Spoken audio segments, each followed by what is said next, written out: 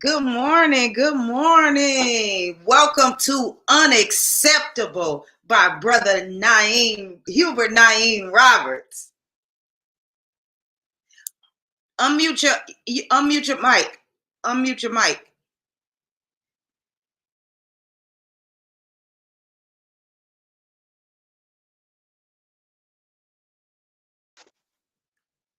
Can you hear me now? I got you. I can hear you. All right. Thank you for that beautiful introduction. And thank you to the world and our community. It's always a blessing to be able to come on these airways, because one thing, the revolution will not be televised. And because we do have a voice, we have to be clear and concise, because we are in a battle. We are in a war. Absolutely. And those individuals and those people that chooses in our community to allow themselves to be hoodwinked, to be bastardized, to be marginalized, is a confront and an affront to our ancestors. Mm-hmm. And we must be clear about that. When we speak, we speaking in tones and an affront to they gave their life for us. And it's our responsibility as human beings today, using our voice, that's going to raise people up, engage people to do the right thing. Mm-hmm. And so I want to celebrate you and those people that are on and listening to us, and anybody that may view this. We want to thank you for tuning in. And again, one thing about engaging into this unacceptable behavior, it's easy to lie. It's easy to play games and to be silly. Mm-hmm. The real work is telling the truth. The real work is standing on the truth. Just like Fred Hampton, just like Mark Clark, just like Huey Newton. Mm-hmm. When you think about Nat Turner, the real truth is dying for what you believe. And so, good morning, my beautiful queen. I am always ecstatic to spend any time with you. I thank you for being a part of my life. I continue to celebrate you and our women folk. And even our men. One thing we really want to extend to our men. It's so important for us to think differently, to think about ourselves differently. Mm-hmm. So often we've been told a lie about being a man. A man is not one to disrespect women folk. A man is not a real man is a provider. And even with the way this situation is in America, how we as black men are constantly hunted and killed. All that is for a reason. And so we got to be better men for our women to be able to value us and believe in us and help fight for us. We got a purpose. We're not an accident. So many times we believe we're nothing, have no purpose. All we supposed to do is just continue to tap dance. Tap dancing is over with. That's right. Now we got to do the battle. We really got to go to battle, guys.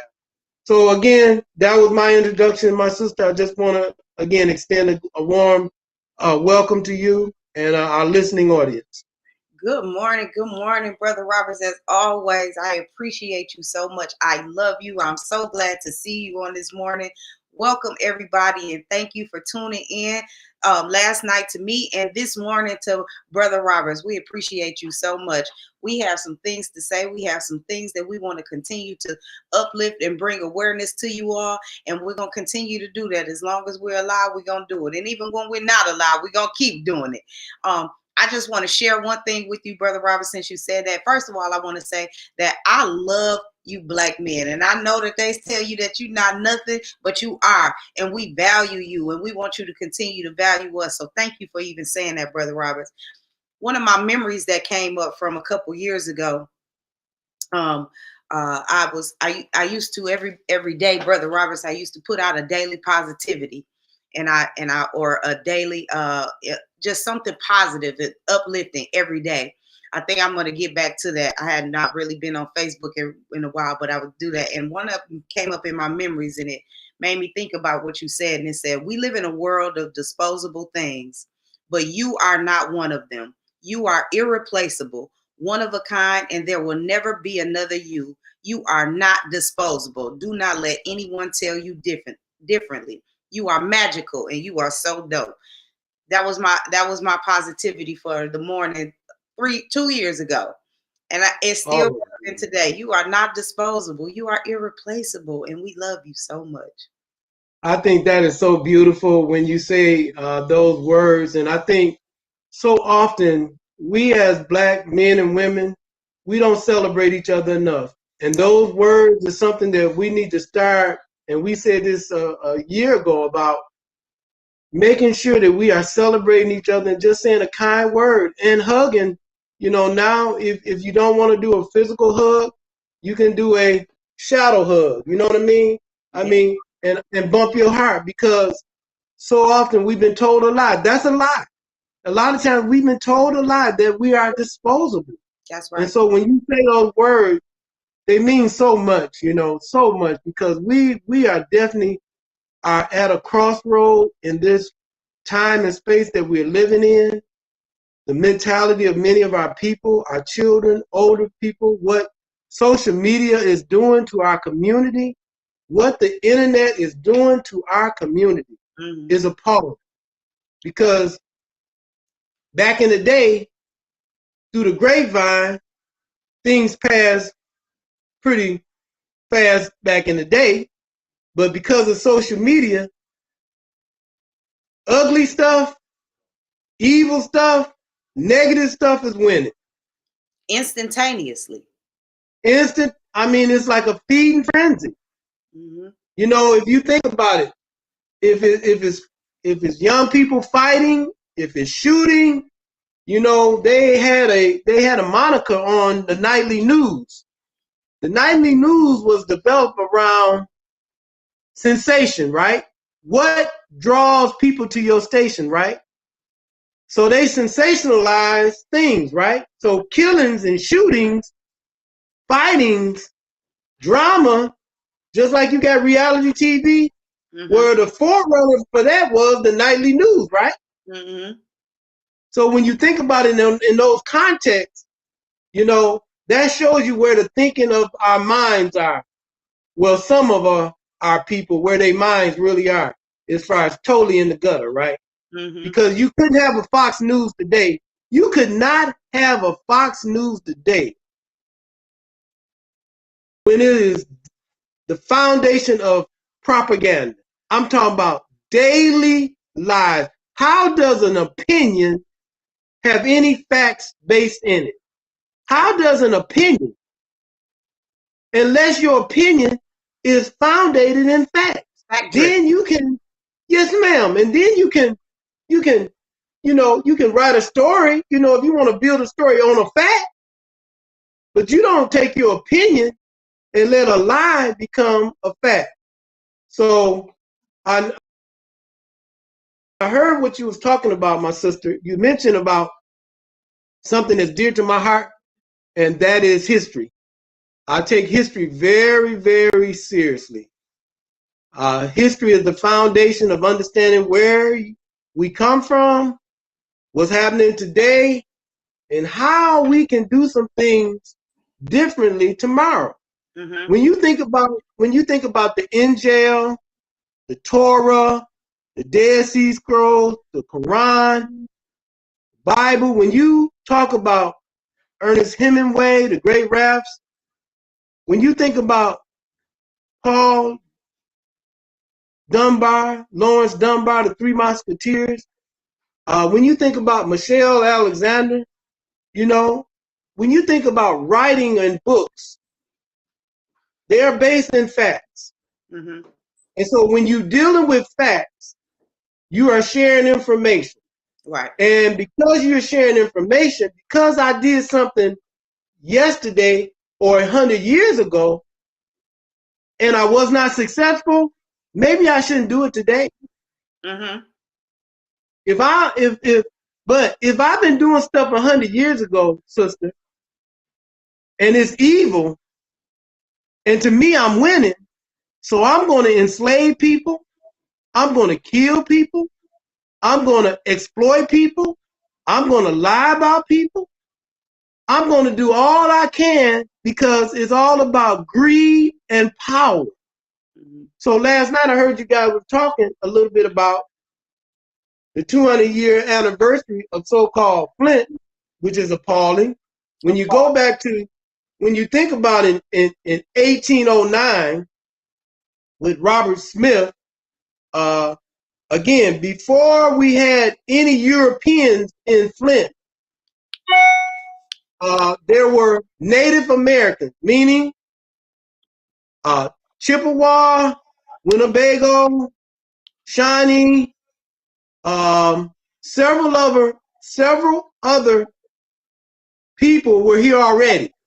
Mm-hmm. Let's make that clear. Mm-hmm. There were people here already minding their own business. Yeah. Not bothering anybody. Yeah. Minding their own business. Let's make that clear. Minding their business. Minding their own business. Mm-hmm. Then you got white people from Europe that's going to come and kill most of the people that were here already. We talking about history. We talking about facts. Yeah. They literally killed with smallpox, with syphilis, with gonorrhea. They came over here boning these Native American women, right? Yeah. They were some disgusting, evil men, white men.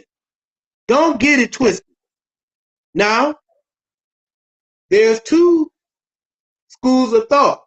So if we go back thousands of years, black people been navigating the globe forever. Mm-hmm. We just don't stay. We just come. We say, hey, what's happening? Oh, y'all doing it like this? Oh, y'all, hey, what's happening? Mm-hmm. Bye-bye. We go. Deuces. We out, right? We gonna share a little music. We gonna break a little bread. We going back home because back home is sunny and we can run around all day butt naked, right? We good. We good. We ain't hanging out in the cold weather, right? We good, right? We going back home. That's right. So when you think about it in those contexts, black people been navigating the globe from day one. Black people are the first people on the planet.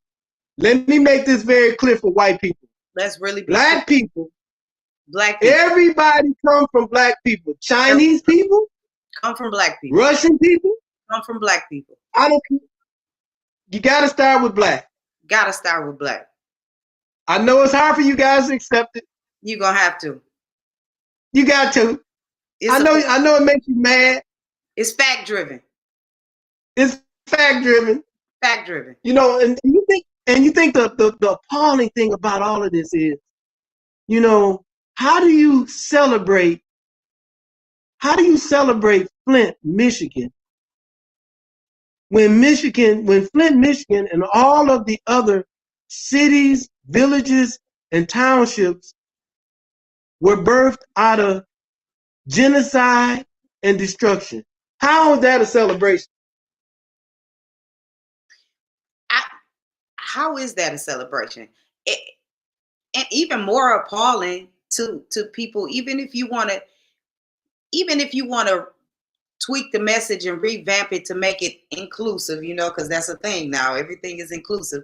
Even if you want to tweak it and do that and make it inclusive, how do you celebrate 200 years of Flint outside of Flint, not even in Flint? How do you celebrate a city not in its city? So are we gonna celebrate? I feel like we should celebrate 200 years of Atlanta right here then. Well, I think how that happens, honey, my sister, when you have the power, it's back on power. Let's call it what it is. I've got the power to celebrate when and what I want. I can celebrate a statue of Andrew Jackson.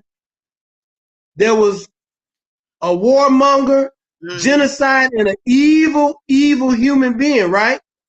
Right. The other day, do you know April, a black mayor in Tennessee, dedicated April in his city was Confederate month in his city. A black mayor in Tennessee said, did a declaration that April is Confederate month in this city in Tennessee. A black mayor. I saw that. So what I'm saying to you is, when you have the power, sister, when you got the power to name it, claim it, eat it, destroy it, that's how they can celebrate it in Flushing. But let's get back to the fact. The facts is clear. Flint was taken from people that was already here minding their own business. So let's start with that. Then it became it was a logging town, meaning it was fur. They was trapping fur, and log all throughout here was wood. It was densely wooded. And so when you think about the carriage industry started here. The carriage industry started here. So the turn of the century, you got the plantation, Chevrolet, DuPont, Chrysler, Ford, Oldsmobile, Pontiac, Mott, Durant. All those people were industrialists, they were capitalists, and they were segregationists, and they were evil men, right? Because it was about capitalism. Capitalism is founded on exploitation. So let's be clear about that. Capitalism is founded on exploitation. It's not about fair wages at all. There's no such thing as fair wages with capitalism. So when you had these people that were able to manipulate the system, and they become now downtown Flint, you got statues of these men all throughout downtown Michigan. And every day I go by, when I'm ever down there, I hate to go downtown, because we're going to get back to that too, because I think it's appalling. It's another example about the Civil War. The South won the Civil War, Queen. Right. The South got everything that it wanted. The South got everything that it wanted. The same thing with statues, the same thing with segregation, the same thing with Jim Crow, same thing with power, exploitation. The South got everything it wanted. And the North is mimicking the South. And what's appalling is that we're not willing to die and stand up for what is rightfully ours. This country owes us. This country owes us, Queen. This country owes us, and it's our responsibility to take it. Power is not shared. Power does not give. Why would I want to train you to, and why would I send you to my school for you to take over my job? Why would I send you to my universities for you to take over my position at my plants? Why would I make you plant manager? You talk about it being inclusive. I think that's a lie. Ain't nothing never been inclusive in America. All that's a bunch of BS, in my opinion. Again, guys, it's my opinion. This is how I see things. You may see it differently, but I just want to make sure I do a disclaimer that this is Hubert Naeem Roberts' opinion. I do not believe things are inclusive. I think things are more segregated today than they were back in the early 1600s. I think they're going back to almost, we're going to have a piece of paper to go downtown or to travel in our cars and not be shot and killed at any moment because we are a threat and an officer feared for his life. I do believe that we are going back, and that's why history is so important, and that's how history can be repeated. Because when you're not a student of history, you are bound to repeat what you're not aware of, and you're just going by the influencers of today. So when you think about what is influencing our community, So we got the cars, we got the weed. I mean, it's so appalling what's going on today. We got men playing basketball that should not be playing basketball. Mm-hmm. We got a city council that everybody should be recalled, even Eric Mays. Mm-hmm. There are certain things about Eric Mays I respect. Yeah. There are certain things that Eric Mays do that is unacceptable. Absolutely. And we need to call it what it is. We talked about that We're not for no buffoonery. We want to get some stuff done. And if you got moving our community forward and you got Black people on the council, it's about moving the city forward. We need jobs, housing, opportunity, and there's some things with that funky money that should be done. Yeah. Those people down there are incompetent. Brother Roberts, we talked about that last night. We talked about all the foolishness that's going on with council. We talked about it for quite a while. And as a matter of fact, it started out just myself and Mickey. And 6th Ward Council. I can't hardly hear you. 6th Ward Councilwoman Tanya Burns ended up joining us. And okay. talking about the foolishness that's going on downtown at City Hall. And Mickey and I both agree, and we had said it too, that I believe that they all need to be recalled. But I believe that when we do place other people in this position, it should be some type of, it needs to be structured differently. They should know how government works.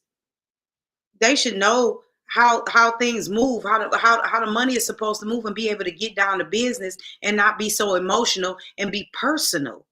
Because it's a bunch of personal attacks down there, and we don't need that. The city of the business is at hand. The city is at hand. The future of the city is at hand. And if it's going to continue to go like that, there will not be one at all. And I think that about that. I think you're very clear with what you just said.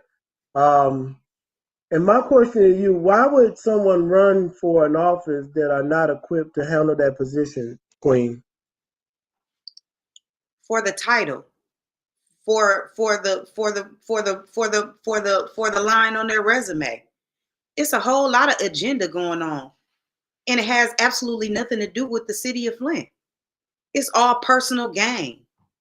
It's all profit over morals. Okay. And so back to what we had said before about, putting some initiative together to get people out. Because what do you think I said? I thought about changing the time frame where the community could speak before they go for a community member don't have to wait 3 or 4 hours down there to speak. I told Councilwoman Tanya Burns last night, I said, I feel like you all should have a separate meeting just for community comments. Because if we can't get to the business, then you need to have a meeting just for us to come and voice our concerns. Because it can't happen during that foolishness, that whole clown show, that little circus act that's going on down there. It needs to be a separate meeting. If you out of 5 days out of the week, if you can have 5 days out of the week to argue about some stuff that's not even getting done, then you can designate one of those days out the week for the constituents of Flint to come down there and voice their concerns. That's right. What did she say? She said that she thought I was right. And I said, well, maybe I'll go down there and I'll propose that. But somebody has to. When are we going? I said, because it makes no sense. I got there at 5:30. And at 8:30 when I left, the meeting where I could speak still hadn't started yet. I get up at 3:30 every morning. I can't be down there all night. I still have a kid at home. I can't be down there all night. I had not even been home yet. And that is set up intentionally like that. You know that, right? Yes, absolutely. It's set up like that so the community get frustrated and don't participate. And like you said, from the mayor's office, a lot of times you can manipulate the city council, especially when you have no voice from the community, right? Mm-hmm. So you can kind of be a dictator. Mm-hmm. You know, what's going on downtown, what's going with the city council now is because many of them don't have a clue, number one. They really don't care, number two. And they are out of their league, number three. And you know that they are totally upset with Eric Mays for saying that. Because a lot of times, you remember that story about throwing a rock into a dog, and the one that hollered the most is the one to get hit? Only a hit dog holler. I said, okay, there you go. You figured it out for me, sister. Only a hit dog holler. So that's why they are, you know, some of Eric May's behavior to me is unacceptable. Very much so. I do believe that I really had high hope for this council. I'm very despondent. I'm very despondent about what's taking place. I think it's unacceptable. And I think back to what you said, we talked about the master plan. That is unacceptable. When we talk about policing, and let me make this clear for those that will review this. Policing in this thing called the United States was started to protect, control white property. That's right. Black and brown people white people have always viewed us as their property. Policing was started to catch runaway slaves, to brutalize enslaved people. Absolutely. To make sure enslaved people or brown and black people stay in their place or subject to being killed or put in peonage. They had a peonage law. Let me make this clear. The peonage law, back in the day, if you got caught loitering, walking, or doing nothing, you would go to a camp and you would be farmed out to a business. What they are doing today, I think it's appalling. There are more black and brown people locked up today, Queen, that was enslaved in 1861. How in the world does that happen? And then you got the nerve, you got people on the city council that want to say there's no racism. Come on, y'all. You can choose to live a lie. The facts don't lie. You can choose to deny the truth. And we got to hold you accountable. We got to hold your feet to the fire. Because one thing about this country that is blatantly clear, white people ain't playing. They are not trying to share no power. When you look at, they done spent $1 billion downtown Flint. Over $1 billion. Not $1 million. $1 billion. And we got the nerve. City council got the nerve to be arguing about going to the bathroom, about somebody cursing, about decorum, about Robert Rules of Order. When most of them took a crash course, I know what they did. They took a crash course because that's how they behave. They don't know how to put up motions. They are mimicking. They are so far out of their league, and they think, and I think that's another disparaging thing. They think they're getting away with it, and they don't realize how stupid they look. They really think they think they're being slick. They really think they're getting away with their behavior. But nationally, they're looking even worse than the previous city council. And Brother Robert, and what's so disheartening about it is that I just going back to what you said about them not even recognizing that there's racism and they're choosing to look over it. That's what's so disheartening is that they're choosing to look over it. You know, they're choosing to not see that. That's a problem. And that's a problem for me, especially if you claim to have the city as your best interest at heart. And I want to be clear about this.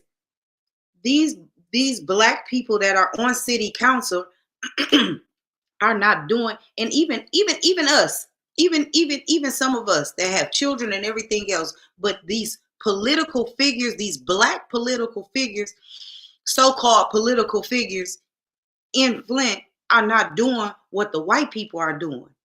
The white people are grooming their children to be political figures. They are grooming them. I need everybody to understand that they are grooming them from babies up. They are grooming them to be in the local positions, in the state position, in the federal position, to take this right back over. They are grooming them to be right back where we were 500 years ago. They are grooming them to do this. This is what's not clear. This is what they're choosing to look over. But I'm not, though. They're choosing to look over these people that are grooming. They are being groomed to be in these positions. And we are not doing that. We're not doing our due diligence to do that. We're not grooming them for that. We're grooming them to play football, play basketball. We're not even grooming them to play baseball. But the white people grooming their children to play baseball. We are not doing that. And we are doing ourselves a disservice. And if us as black people don't understand that, you think you in hell now? Wait it out. Just wait on it. Well, when you say purgatory. When you say that, what is the makeup of the Superior Court downtown Flint? What is the makeup? Yes. I don't know. There is not one black judge at the Superior Court downtown Flint. Oh, is that what you meant? Okay. Yeah, no, there's not. They got rid of Archie Heyman, right? Archie Heyman. Yeah. So back to what you said about grooming. There are 4 judges down there that their fathers or uncle were judges, right? Absolutely. That's back to maintaining the plantation, right? Mm-hmm. So you got all these judges downtown, all of them are white, don't live in Flint, right? And they are sending people to jail that are predominantly black and brown, right? Mm-hmm. That's what's happening, Queen. Well, shame on Archie Heyman, because little Archie is a lawyer. He should have been grooming little Archie for this too. My brother and little Archie best friends for years. That is actually my brother's godfather.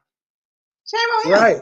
For not grooming him. You got a son that's a lawyer. When you think about it, Ken Scott or any of the so-called, I think what you said about grooming is so important because, we want to play ball while they're cutting off our balls, right? Yeah. And we can't even see the bigger picture because we have been told that we have no value other than sing and dance and play for them, right? That's why you don't have, that's why the NBA playoffs is taking place now and they haven't boycotted, right? Mm-hmm. They shouldn't be playing. There should not be no NBA game playing now, sister. I agree. Because back to what you said about city council. How dare anybody on the council want to say something is inclusive or I don't believe that there is no racism? You shouldn't have that position. Absolutely not. That should be a criteria. If you can't see the reality, you shouldn't be in that position. Absolutely not. And that's why that should be a test, a litmus test, and on a recall ballot, that should be something that is articulated on a ballot for recall. If you don't believe that there's racism in America and in Flint, Michigan, and in the state of Michigan, no matter if you are liberal, Democrat, Republican, or independent, some of the most vilest races are Democrats and liberals. Never get that twisted. Yeah. They are not our friends. Because a real friend wants equality. I'm not asking for no special treatment. I do believe this country owes us reparations. I do feel that Flint, Michigan, along with City Council, owe every resident in Flint, Michigan to erase their water bill, to help them with a small or no home improvement loan where we can rebuild our homes going into the 22nd century. I think the money that's down there right now that they keep jacking off about need to be split up with all 9 wards, and every member of this community should benefit from our parks, to jobs. When you talk about crime, crime is directly related to jobs. When you have no jobs, you have more crime. When people are working, they are less likely to want to take your stuff. Well, can we talk about the money for a minute? Because I think that people are not really paying attention to the money. Mickey, correct me if I'm wrong. I think that people are not really paying attention to the money. They're paying attention to all the bickering and the arguing going on, and they're not paying attention to the money. We got that money, and they're talking about we got to spend it. They have to spend it by December 2026. But by December 2026, we waiting on them to say that they can give some of the constituents of Flint some of that money and figure it out, and they still trying to put it on an ad hoc committee and see where the money go. But the overplay for the underplay is that they slowly trickling this money out anyway. Y'all ain't even paying no attention to it. That they slowly giving this money out anyway. The police got money. Some of these other people got money that y'all don't know about, but they saying they got the money, and you see they got the money. It's they little friends and all these people that's in close cahoots with certain people. They got their money, and they slowly giving it away. $16 million to Blight, however much money they gave to the police officers and everything. But we got to put in the form, and we got to wait. We got to let them argue about it. It got to go to somebody to see if it's equitable for this plan to give some money and all of that. We waiting on it. But by the time they get to us, ain't going to be shit there for us. That's by design. It's by design, and we are falling for the banana in the tailpipe. We won't show up to council and talk about it, that we need this money. Let me tell you something. If I go and put in one of them forms, if I take my tail down there and turn in one of them forms for some of that money on that 3rd floor, I'm going to tell you right now, I will take off every other day. Every day that they have a meeting, that following day, I'll take off of work. I'll come in late because I'm going to sit my ass down there until I can talk about it. And every 3 minutes, I'm going to get on their nerves about giving me my money. That's right. That's the energy y'all need to have. I know some of y'all waiting on that money, and you sitting and you waiting. You going to sit and you going to wait at home and be mad? You crazy as hell. I be down there every council meeting. I'm down there. Where's my money? Where's my money? Right. What's taking y'all so long to decide that I can have my money? Y'all said it was where my money at? Y'all crazy for waiting and not saying nothing. Crazy. And when you say that, how do you get to 20? How do you get to 2026? How you get to 20? Even that's a misnomer. How do you talk about 2026 when we in 2022? That's insane. No municipality, listen, no municipality runs like that. Listen, Detroit don't run like that. Money come in, listen, when money come in, it's already earmarked because the need is so great. Come on now. I'm just saying. And it goes back to when you don't have a real understanding about political expediency, and then how do you run a municipality? Mm-hmm. Because there are checks and balances. Absolutely. Especially when you think about across the country. This rescue relief money, this money that has been earmarked, was designed and created for a specific purpose. You hear me? Yeah. Not for 2026, sister. No. That is wrong. Absolutely. They starting off wrong. That is some BS. How you gonna give the police $15 million? That's unacceptable. How you gonna give Blight $16 million? To me, that's unacceptable. Well, that's the problem. Here's how I feel about the Blight situation, Brother Robert. I think this is appalling, and everybody can be upset with me saying this if you want to, but hey, this is my personal opinion. This is not Brother Robert's opinion. This is not Mickey's opinion. This is only Tara's opinion. And my opinion is that $16 million to Blight is bullshit. And I'm going to tell you why. I think it's bullshit because if you're going to spend $16 million to clean up the city of Cleveland, but you are not going to, on these vacant lots, build anything, if you are going to continue to tear down so things are going to be empty, you just put more space for more Blight. So you're going to clean it up and put more Blight down there. And here's the thing. If you clean it up, but you building something in these places and people have somewhere to be proud to live at. Yeah. Then you won't have the Blight. And if you have some places where people can be proud to live at and you bring some jobs here, you won't have no damn Blight. Royal Oak ain't got no, they not spending $16 million on a fucking Blight. You know why? Nobody throwing trash where they live at.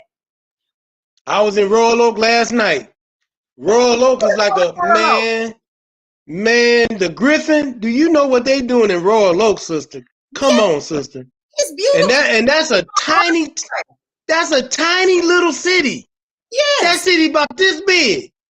It's beautiful. And I work that way. So we go there a lot. You know, and sometimes when I'm going to the other plant, I pass through. That's the way I go past through there because it's so beautiful and I like to go through there. Listen, have a good time every time I'm there. But we could be that. But we don't want to do those things. But you want to spend $16 million on Blight. That is the most foolish thing I've ever heard. But you don't want to spend $16 million to put some houses on them, put some houses on these empty lots. And you tearing it down. People can't put no trash where it's no space. Thank you. Don't fill it up. Thank you. And if we do that and we put jobs, you won't have to spend $16 million on the fucking Blight. It's stupid. Thank you. It's stupid and unacceptable. It's ridiculous. I don't understand that. And I don't understand why we keep going for that. I gave you this analogy last night. Ferrets love shiny things. And if you put a ball of aluminum foil and you throw it around, a ferret gonna chase it, gonna do everything possible to get the daggone aluminum foil. That foolishness is the aluminum foil, and we are ferrets. We gotta do better. We just chasing something shiny. It's so crazy that we are allowing all of these things to happen, and we should not be. We should not be allowing them to spend $16 million on things when we need something. We need even more. Yes, we have an issue with crime. We wouldn't have so much of an issue with crime if there was jobs, if there was housing. Those things can be eliminated. History has shown that. You see it in other places. If those things happen, we would have better things happening here. You will see the incline of the census. You will see the incline of better things happening. And you will see the decline of crime. You will see the decline of Blight. This is not a place, nobody's proud to be here anymore. Nobody's proud to say they live in this place or that place. It used to be a time where you could say you were proud to live in the Mott Park area. It used to be a time where you could say you were proud to live on this street and on that street. It used to be a time where you could say you were proud to live in them places. But now there is no place for you to say that you are proud to live at. And if we can get those things back, you won't have those issues. You will see, again, you will see an incline of the census and you will see a decline of crime. You will see a decline. Right. We won't have those problems because people don't have, if I can't own a home or I can't even rent, if I can't, let's not even say own a home, but if I can't even rent a nice home and I can't rent a nice home or I can't rent or even buy a nice home or even build one in a city that I love and I'm proud to be in, why would I want to take care of it? You take care of things that you're proud of. Right. And that's what we need to get back to. And that's what they're not understanding. You gonna clean it up to junk it back up? That don't make no sense. And here's my other problem. If you clean up, and that's just like you cleaning up in a place, you go to somebody else's house and you clean up their kitchen, but you gonna leave yours nasty. Come on. Right. But when you say that, Queen, everything you just said, they are doing it for a reason. Listen. Yeah, Listen. right. Charles Stewart Mott paid for $475 to destroy the community I was raised in, St. John. Don't get it twisted. Charles Stewart Mott. Absolutely. Put the money up to destroy a community of black and brown people that was strong, had power, right? Mm-hmm. All across America.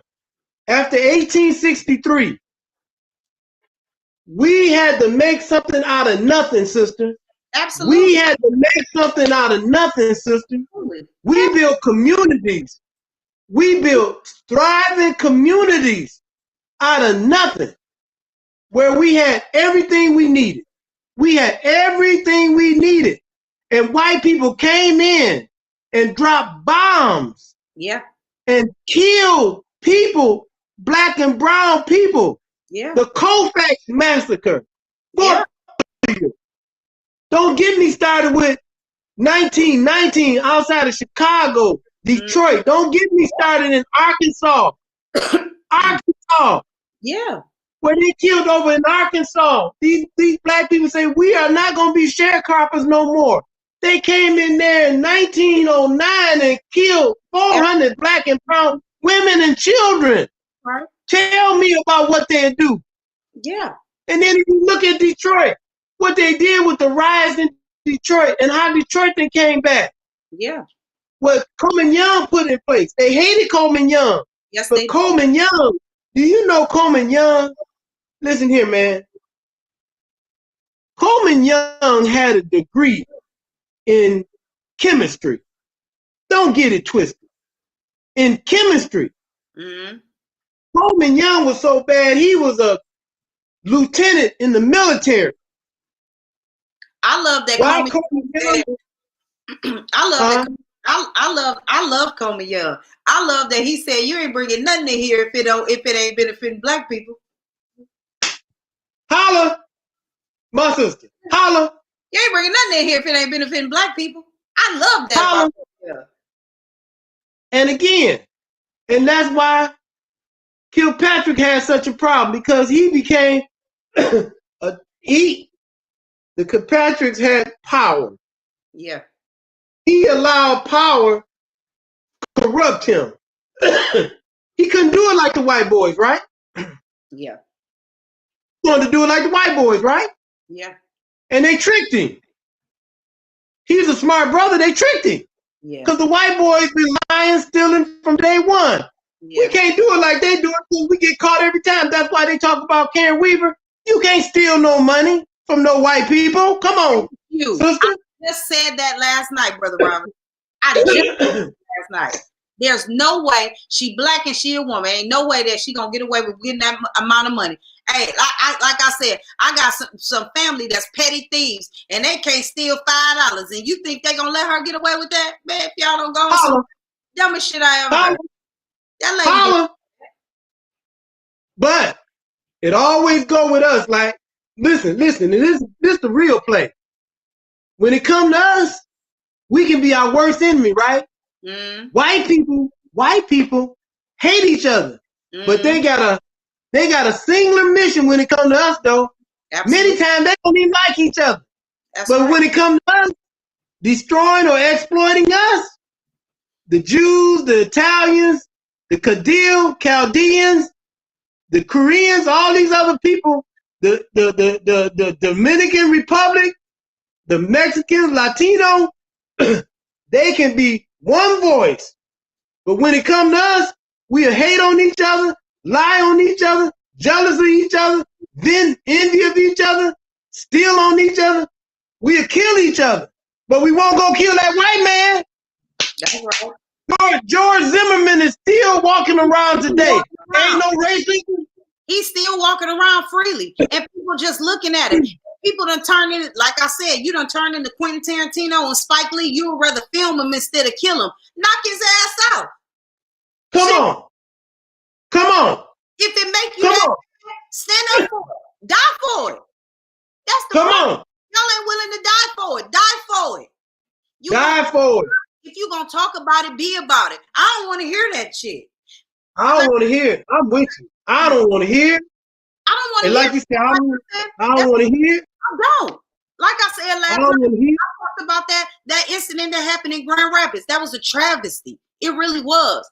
However, you're not about to call me to go march in Grand Rapids and you won't do shit here in your own city. I'm not doing Come on now. You crazy. I ain't doing that either. Do that. I ain't doing it. I'm not going 2 hours somewhere else and something is happening every day right here where I live.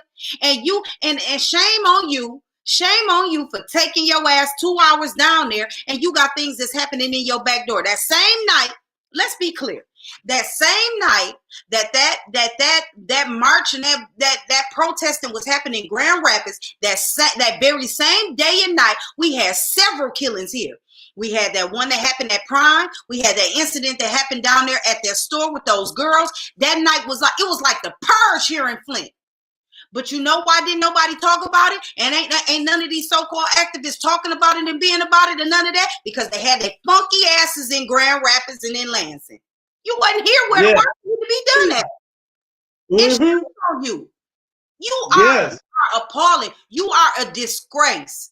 And I don't have no respect for nobody that can't take care of home. You can't take care of somebody else's house while yours is going to shit. And you know, when you say that, I think it's very clear that we use the metaphor because, in my opinion, every day that those councils and the mayor are behaving the way they are behaving and getting away with it, it is like shooting us in the head. It's shooting our community in the head. Yes. And again, how long is enough going to be enough? How long is enough going to be enough? It should have been enough 8 years ago when we first got this dirty ass water. When you talk and on that point, let's talk about criminals. Let's define what a criminal really is. Let's do that. Or what an animal really is. Mm-hmm, mm-hmm. You got a so-called governor that intentionally poisoned a community. Not one of you, he's not in prison. He hasn't been charged or found guilty. Mm-hmm. Or one of anybody in his administration have gotten any time. Mm-hmm. And then you look at the totality of this country. You're going to have criminals, January the 6th, over 10,000 people go to Washington, D.C., sister, to overthrow a government, and they are not dead. They're not. You don't have to have no trial for this. Listen, when you do treason, you don't go to court for treason. Absolutely not. You don't go to court for treason. Absolutely not. For insurrection, you don't go to court. Absolutely not. They kill you. Absolutely. They round you up and kill you. That's in the Constitution. Simply. That's in the Constitution. That's in this Constitution. Absolutely it is. Has not been changed, has not been rewritten, hadn't been whited out, hadn't been blocked out, ain't been scribbled out, ain't been burned out, nothing. It's right there. It's right there. My point to you, so I'm saying criminal behavior. So if you talk about pure criminal behavior, let's look at the police. Law enforcement is a criminal enterprise in this country. It is a criminal enterprise. Absolutely. The judges downtown Flint are criminals. Absolutely. Because many of those people downtown, they lie. To convict somebody, they lie. They pit defendants against each other. Detectives lie. The police lie. They even got the police is so wicked, they say put a camera on them. We can't even trust the police. We got to put a camera on people that's supposed to be law that's supposed to be law enforcement got to have a camera. They turn the camera off, or they say, don't believe what you see on the film. Come on now. Don't believe what you see.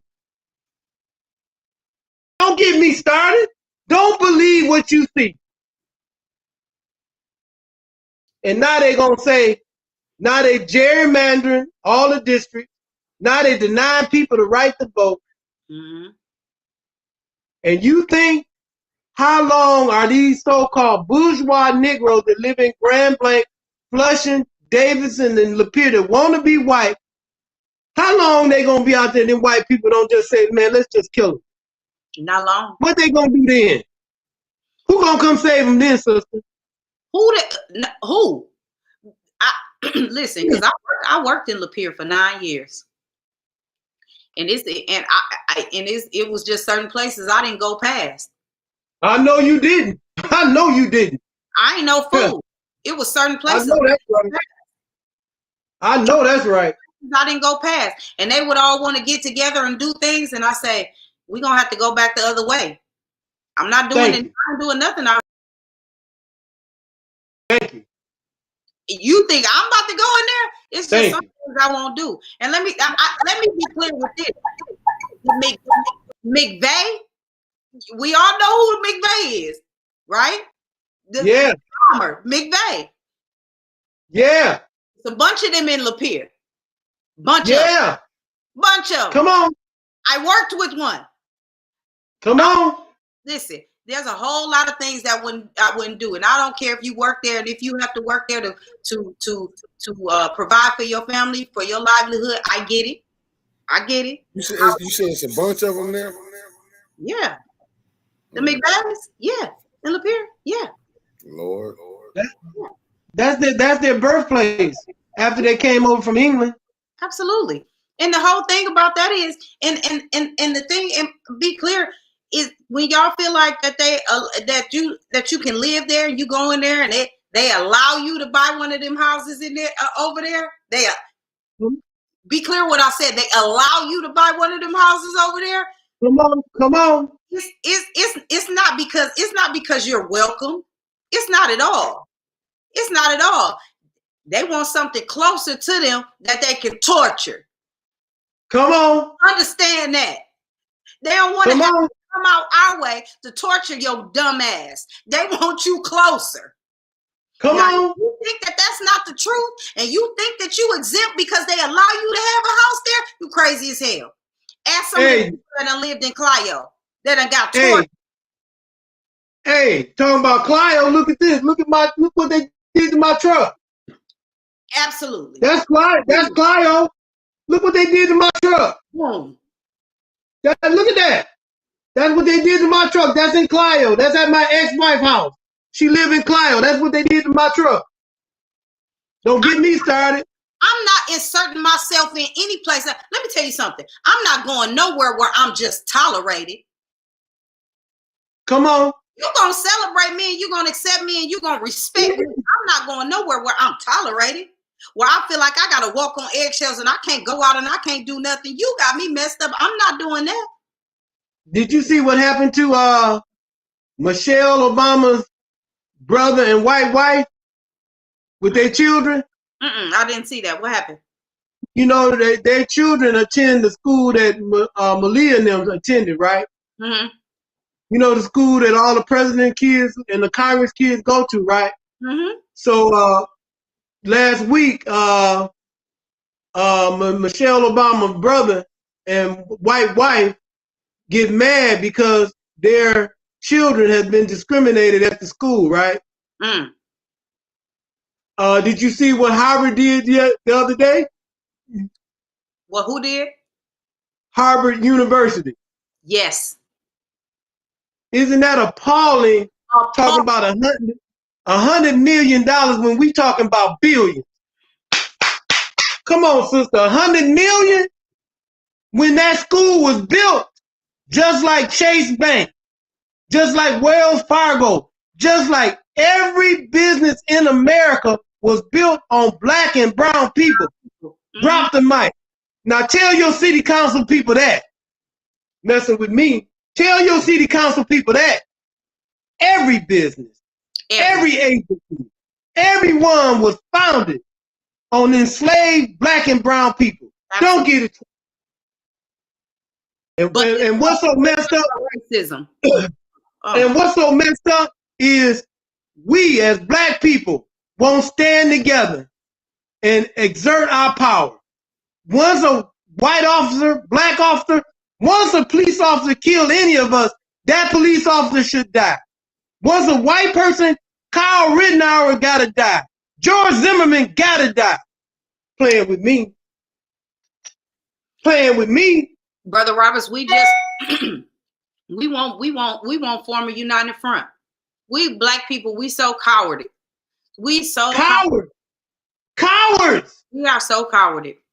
And we want to be white. We want to be white. And Brother Roberts, can I tell you, as a black woman, what disheartens me so much is that a lot of times, most of the times, is that it's us. It's like me, that I have all this mouth and I have all this fight and I'm willing to die for it, but a black man won't stand right behind me or next to me and die with me to do it. Black men beat Fannie Lou Hamer.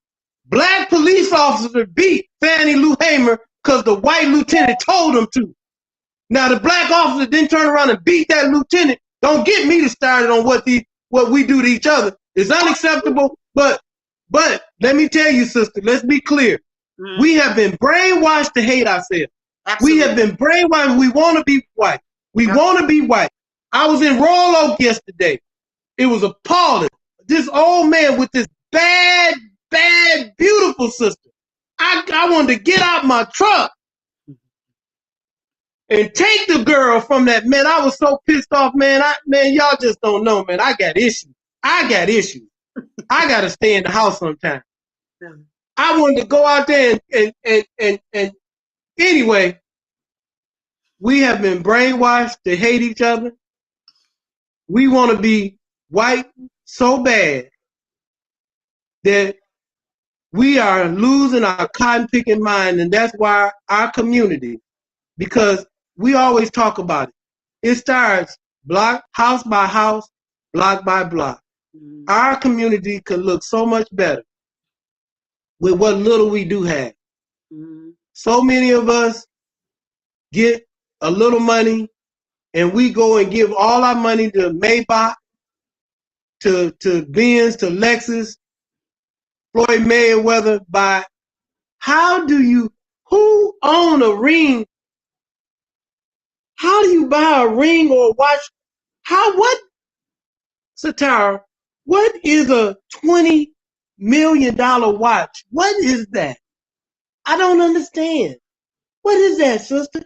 I don't get it. Black people love trophies. And that's all it is. A trophy. Oh, holler. Drop the mic. It's silly. And I think when you say that, we so sick and so brainwashed, we don't realize that we the white man's trophy. Absolutely. And while we speaking on that, let me be clear on this. Y'all suckers going crazy over diamonds and they ain't nothing. Nothing. They ain't even nothing. Diamonds ain't nothing. Nothing. It's not even worth it. Serve no purpose. They got brainwashed to think that diamonds is everything, and it's not. Diamond ain't nothing. Nothing. Y'all doing all of that, isn't it so stupid? Because they told y'all it is. Y'all gonna go and buy one of them silly ass blood diamonds, and it ain't. It's just a rock. That's it. It's absolutely nothing. Y'all don't value nothing but something shiny. That's why I keep referring to them as ferrets, because y'all like that shiny shit. And a diamond shine, and you think it's something. It's absolutely nothing. So y'all want to go pay $20 million for nothing? Because it's a trophy. Y'all worshiping them idols. That's a real idol. That when you talk about idol work, when you talk about idol worshiping, that's a real idol. That's real idol worshiping. Yes, it is.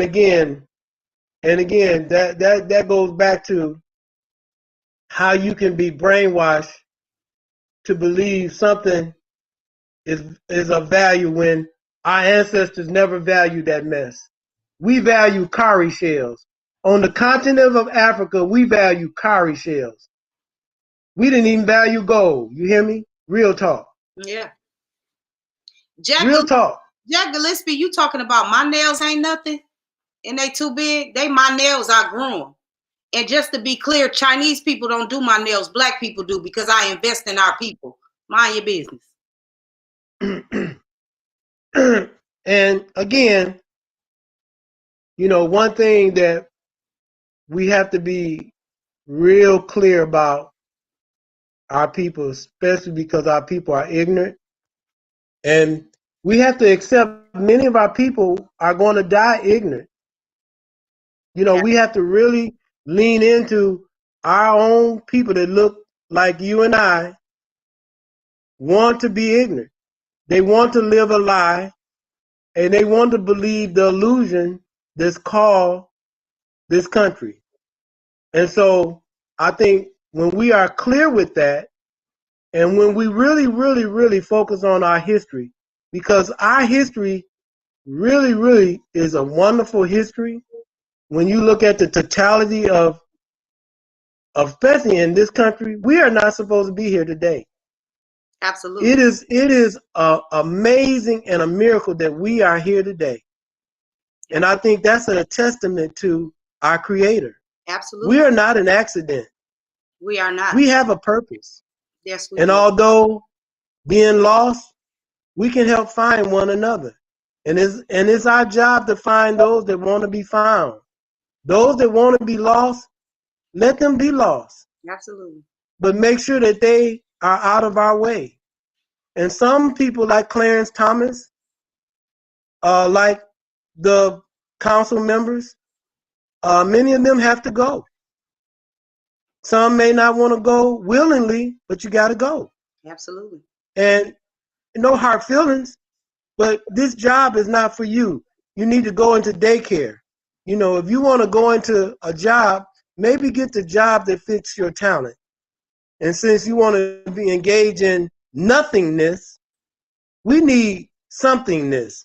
We don't need nothingness.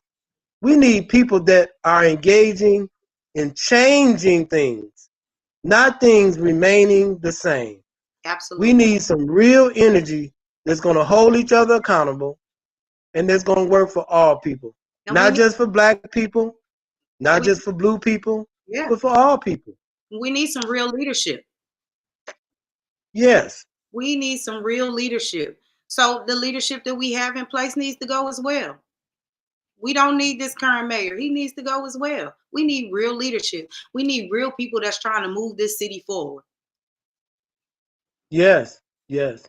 And again, when you bring up downtown, DDA, uptown development, land bank, the kind of money that community foundation, my plantation, the kind of money that has been spent downtown Flint, it's appalling that not a dime has been on the north side, the east side. Mm-hmm. And again, that's by design. Yes, sir. They're going to spend a $200 million park downtown. A $200 million state park is going to be designed for those white people downtown and the few raisins they're going to allow downtown. It's not, people from the north side are not going to be allowed down there. They're not. They're going to make it so uncomfortable. Mm-hmm. Like you said, the people call those children fighting animals. Mm-hmm. When the number one animal on the planet, and it's been proven, is white people. White people. They're the number one animals. Who else killed and lynched somebody? Who tar and feathered somebody? Who tied somebody on the back of a truck and drag them down the gut? Yes, so before we close out, we got a tremendous fishing program I'm hoping you guys will take part in. It's called A Day at the Lake. June the 4th is going to be our training day at Bethesda Temple Church, 947 Leland Street, starting at 9 to 5. That's going to be training day. The following week, We go to Shea Lake. Shea Lake is the sister to Idlewild. We're going for a day fishing trip. Everything is free. We would love for our women folk, our men folk, young and old, to come out and make this a real celebration where we all are doing something that we can be proud of. We haven't done this for 2 years. This is our 14th year. And because of COVID, we hadn't done it. So we really would like to have a great turnout. We are making sure we're not charging anybody anything, so no one will have any excuse. If anybody needs transportation, please contact me at 394-810-394-4105. Please go to mcarflint.com and get all the information. We need people to participate, to support, to donate, to really be a part of this wonderful event. And again, we're trying to bring our community together. We're really trying to go cross culture, meaning a lot of times our young people say that the old people don't know what to talk about. Fishing is a tool that we use where we can have some real great conversation and we really can have some fun. We also are mentoring at Southwestern. We do a Tuesday and Wednesday. Black Lives Matter is there on Wednesday from 12:30 to 2:20. I also do a mentoring piece with Pastor Whitaker on Tuesday in room 84, Miss Holmes' room. That's from 9 to 10 if anybody wants to be a part of that. This Monday coming up, we will be greeting the students at Southwestern at 7:45. This is called Involve Dad. It's an initiative where we are greeting our students. Our efforts in this is to help our children understand that they are valuable, they are precious, they are future, and we try to encourage them to have a wonderful day and a wonderful week by showing them that we love them. You can't be what you don't see. And many times people are not told or shown that they are loved. And just a simple acknowledgement that I see you can go a long way. Mm-hmm. Saying hello to someone and smiling at someone can go a long way. It can change a person's life. Absolutely. And so all we're trying to do is to show our children that we care and we love them. And for you older people, I just turned 66. You can look at it two ways. You can say, we're going to be dead longer than we are alive. And so we can choose to live the rest of our lives with some meaning. So I really want to encourage you guys to embrace one another.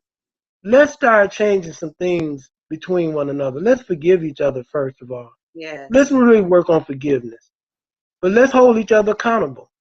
And let's call people out. City council got to go. Got to go. We can't go any further. The mayor got to go. All 9 of them. We got to be honest about this. Mm-hmm. Our board of education is unacceptable. Our community is unacceptable. Unacceptable. Most people do not want to live in poverty. And most people do not want to be criminals. If you give me a job and an opportunity, I will work. That's a lie that people don't want to work. That is a lie that people don't want to work. That is a bald-faced lie. Mm-hmm. Anything else you want to say before we close out? Brother Roberts, I just want to tell you that I appreciate you, and always it's a pleasure doing with you on Saturdays. I love you, and I hope to see you in person real soon. We got to get together. Me, you, and me. Ma'am. Get together and do something. Let's go eat a salad together or something. All right. Well, I'm hoping you and your family would celebrate the fishing trip. Come and be a part of that. I think that would be a wonderful thing for everybody to do. I hope Mick will make sure that his family would be a part of it. If we start with us and encourage others, because that's how we value anything that we're doing. So just put that in your hearts too. I'm definitely going to be a part of it. And my as I was saying, my nail tech, her two boys, I'm going to bring them, because I don't have any younger boys that are here right now, but I'm going to bring her 2 boys, so I will be a part of it. Oh, that's exciting. Definitely. All right, brother, our technician, Brother Mick, thank you so much for this opportunity. And again, we got to continue to do all we can to make a difference as long as we're alive. And again, Wakanda out. Have a great weekend.